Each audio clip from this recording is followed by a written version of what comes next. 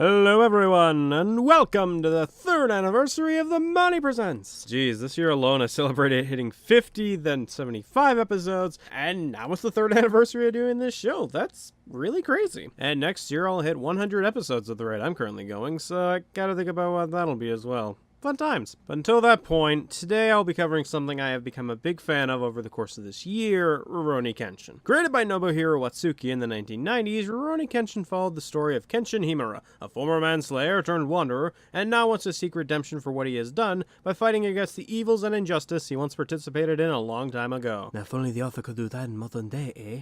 Now, a while back, I took a look at Rurouni Kenshin Saisohen, aka Samurai X Reflection, on this channel, but that wasn't the only animated film based on this property. There exist 3 other animated films based on this property, and one of these films is a retelling of Kenshin's second arc, simply known as Rurouni Kenshin New Kyoto Arc, released in 2011 and 2012 as a 2-part series. And as a fan of Kenshin, I was legit excited to see how one of my favorite arcs would be handled in the modern day, especially when I found out that most of the voice actors from the Japanese version would be reprising their roles in this movie. So now that I finally sat down and saw it, was it worth the excitement? Or does it belong in the trash like some of the other summary movies I've seen thus far?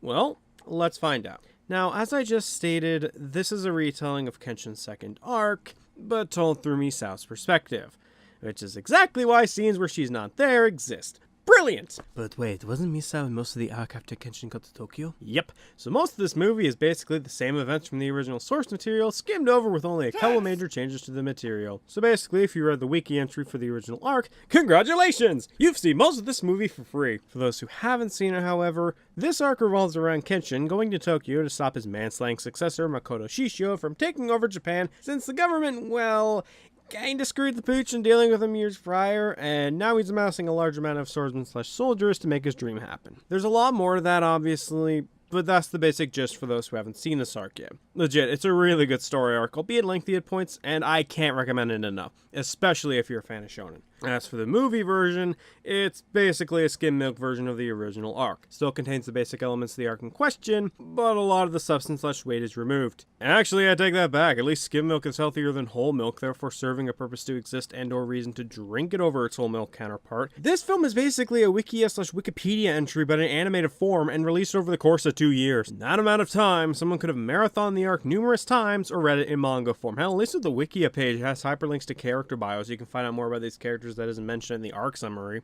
Hold up, what about the changes you mentioned? Are they any good? You mean changes like where Shishio kills Usui in the first part, basically robbing Saito of a badass fight and a badass moment where he charges out the door in the final fight with his Katatsu technique trying to Shishio? Or the change where most of the final fights take place on a cramped ship instead of a mountain that led to the top with a big open area at sunset and at one of the highest points over Japan, signifying Shishio's dream of ruling Japan? You mean those ones? Yeah, were they any good?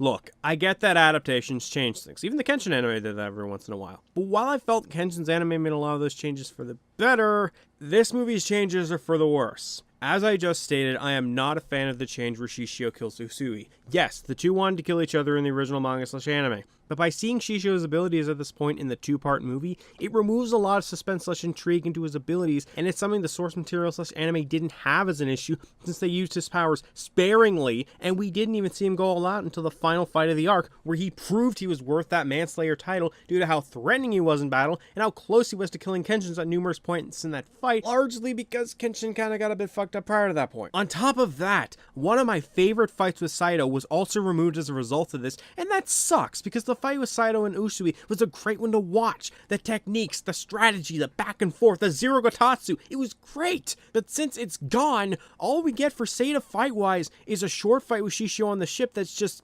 okay at best, which is sadly a recurring problem throughout this movie. The choreography is okay, though the strobe effects can kindly fuck off since they're obnoxious at points in some of the fights, i.e. Saito vs. Kenshin round 2. And yes, I know the anime did this strobe effect too, and I hated it there too, because spoiler alert, I don't find this kind of shit suspenseful or exciting. The pacing is also so-so, etc. And sure, the anime had its fair share of weak fights, but at least with Saito vs. Kenshin, we at least got some backstory and development for Saito in that fight. Here, it kind of exists, but he just gets emotional because the plot said so, while the anime and manga slowly built up to his breakdown, making it more effective as a result. even on its own. Ignoring the other versions of this arc for a moment, this bit about Seda losing because of his emotions resurfacing doesn't work because it's too fast or poorly paced, something that could have been fixed if given more time or focus. But see, they couldn't have given it more focus, because this is allegedly from Misao's perspective, and this is where the final battle of the ship becomes a bigger problem. If this was from Misao's perspective, why is most of the focus put at the ship and not her mission to stop Shishio's men from setting the fires, therefore creating the chaos they needed? She was there for most of that instance, and yet as this two-part film goes on, she's given less and less screen time, which makes even less sense if this is from Misao's perspective, because by that logic, it's technically her story. But if they gave her most of that screen time, people would complain about the final fight with Kenshin and Shishio being skimmed over, and if they didn't, people would complain that the movie centered around Misao barely had Misao in the climax or in the movie. It was a lose-lose situation no matter how you look at it, and the end result is a climax that tries to please both sides, but it feels like it pleases no one in the end due to its poor pacing and lack of focus/substance at numerous points in the climax and by extension the movie. Hell, even Misao, the character this movie decided to base its perspective on allegedly, is a really watered-down/flat character in this, which is also a recurring issue with the cast as a whole. Now, don't get me wrong, I loved Misao's character in the anime and manga. She had her badass moments, and the moment she became leader of the Oni Wanban group felt earned, especially when you saw the great stuff she did prior to that moment. Beating up Shishio's men, the numerous instances of her helping Kenshin, including assisting in getting the new reverse blade for him and her helping Kaoru and Yahiko convince Kenshin's master to teach him the final technique of the Heat and Mitsurugi style, which ultimately saved all of Japan, and her determination to see Aoshi again, even to the point of nearly dying at a couple of points, made her a very good character and one I rooted for while watching this arc. But in this movie, a lot of those moments are cut out or heavily altered to make her less effectual, and the most she did was accompany Kenshin for a bit, still have that determination to see Aoshi, send out messenger pigeons, and fight off Shishio's men in the climax. But if you take out that last action, do those actions sound like someone who's leader material? Honestly, no. By that logic, any of the people working at the Aoya, aka her residence, could be leader. The other versions did a better job showcasing that Misao was the right leader for this during the attack on that area, and one of the only people who could lead the Oni Wanban at the time, even more than Aoshi, the person she looked up to. On its own, Misao isn't that great of a character in this movie, and falls flat in terms of personality and actions at points in this film, and compared to the anime and manga, it's not even close, because they spent more time to make her a better character in those than in this film. And as stated previously, the other characters feel watered down and are come across as mediocre/flat characters both on its own merits and especially when compared to the anime and manga. Their personalities are basic with little development or poorly handled development, hi Seda. Their interactions/chemistry are flat at best, hi Saito and Sanosuke. There's not a lot here that I like about these characters going by this film alone. And other characters didn't need to be here, period. Sanosuke and Anji could have been cut and nothing would have been lost due to how little they matter to the actual film and or its plot. Same with Saito, unfortunately. Take away his fight with Shishio as well as his exposition scenes that could have been taken by literally anyone else, and his impact on this story is small at best. And that is frustrating because I liked all three of these characters in the anime. They were badass. What a shame. Speaking of shame, the fight with Makoto and Kenshin is garbage. The setting is garbage, being a cramped boiler room with not a lot of room or much to make it pop out so it's exciting on its own. The pacing is too fast at points, and Kenshin's final attack is really poorly handled. Instead of training to unlock that final move, he hears from his ally Yahiko that his master stopped by earlier in the movie and gave him a message, and he just figures out what he needs to do based on that message. It's like, how did you unlock this move? I listened to a sentence and figured it out.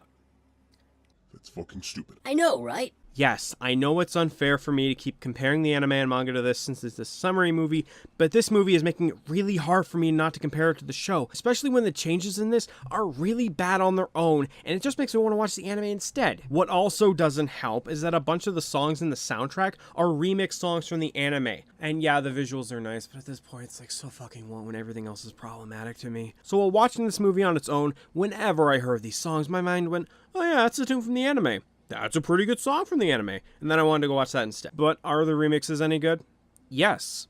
But that's probably because they took already great songs like Warrior Suite and Last Wolf Suite and remixed them for modern day. Even as a standalone film, say someone had never seen Kenshin prior to this film still suffers from poor pacing, mediocre/flat characters with not much about them to make them stand out or be interesting, and a story not that great on its own. So even if this was made to get new fans out of this property, it doesn't work here because on its own, this film has a lot of problems. And see, this leads to my biggest problem.